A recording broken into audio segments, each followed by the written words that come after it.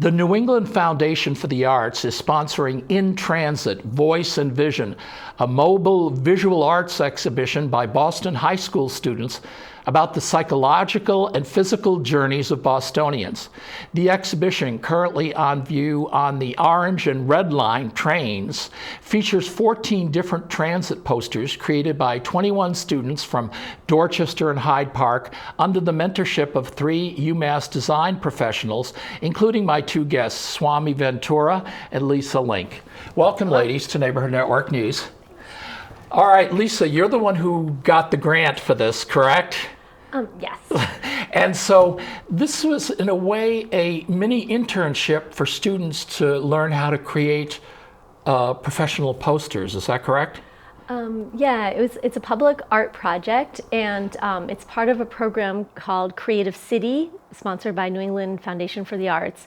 And the goal of that program is to encourage artists to do collaborative, community-engaged projects. So art projects in the city of Boston that bring people together and that are visible in easily accessible public places. And what better place than the Orange Line and the Red Line?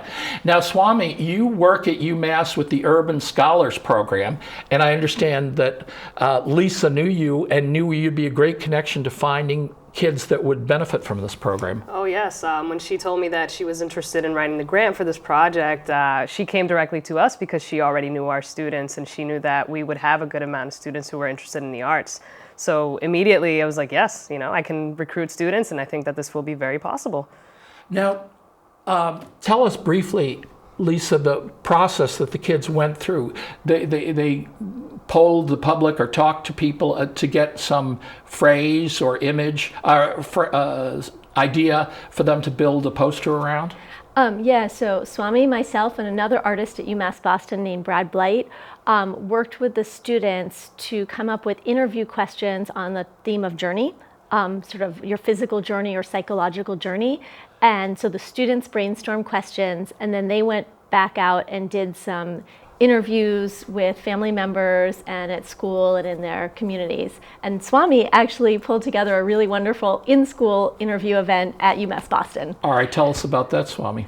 Well, at a university, it's wonderful because we have so many departments that are available to us. And just within the unit that I work for, there are, oh my goodness, a large number of departments available. So I just reached out to a few friends who I have in our unit, and they were readily available to be interviewed and actually very excited to participate.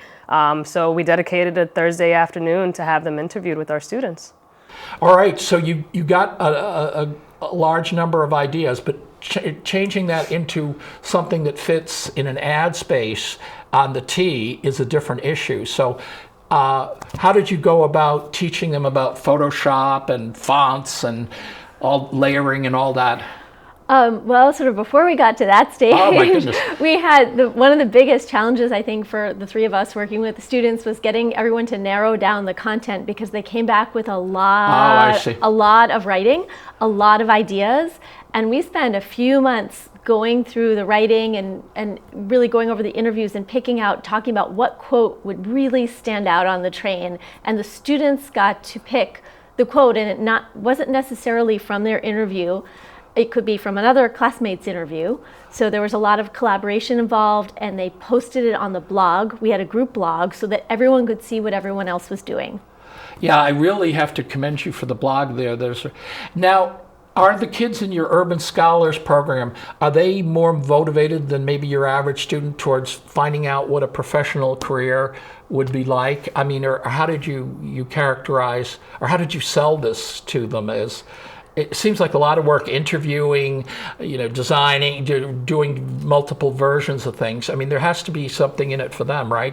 Oh, for sure. I mean, it goes right back to the students that we recruit for the program. We look for students who are academically motivated and who are interested in pursuing a career in the future. And the great thing is that our program isn't very large, so I'm able to also get to know the students individually. So I, had in mind students that I've seen in the office sketch. I've had in mind students who have talked about wanting to do journalism or graphic design. And so when Lisa approached me, I automatically went to the group of students that I've noticed who are interested in the arts, and it was a hit. I mean, once I approached them, I recruited about 15 students immediately for the project. I see that there were like 21 students and 14 posters or something like that there, so that there had to be collaboration in there. Let me just jump ahead to the fact that the posters are up now, and they're only going to be around for a little while longer, so people should look for them on the orange line and the red line. But how did the students react to having something that you guys worked on for many Thursday afternoons, to being on the really being on the tee?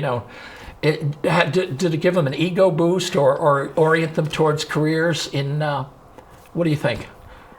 I think they were happy, which you said, Suamy. There was very positive. We had a showing in the gallery at UMass Boston that we organized just this past weekend, and so we put printouts of all the designs up on the wall. And Brad, our other artist, is also a musician. He brought in his jazz group, so everyone and all the scholars in the whole program could see what the students had accomplished. So I think there was a very positive admiration for what they did. Is that your reaction too? That they felt it was worthwhile to participate in this? Definitely. I've already had some students mention wanting to work on a portfolio because they're interested in applying to colleges where the arts is a major program. And also, I'll never forget the day that we completed the posters and the students saw them, because they were like, wow, we did that. Yeah, and it's out, so thousands upon thousands see it every day. All right, ladies, how can people, if they're interested in this program, in the Urban Scholars Program, in Transit Voices and Visions, you have a blog and you have other social media ways of people can look at things. So, yes. What do you suggest that people contact you through? The two best places are our blog site and Instagram channel. So our Instagram channel is In Transit Boston, and that's also our hashtag In Transit Boston. If you see one of the posters on the tee, please hashtag us and share it. Okay. And then our blog has all the designs listed and also documentation of the whole project. You can see everyone working. The address is blogs.umb.edu/intransit. All right, this is a great project. I don't know whether NEFA will be able to fund it again, but they certainly should be commended for funding it this first time. And I don't know if this gives you ideas for other things in the future. I mean, I guess the people would be jealous that got to do it this time. So thank you very much, and keep your eyes on the tee. Look up on the ads for once. Thank you. Thank you.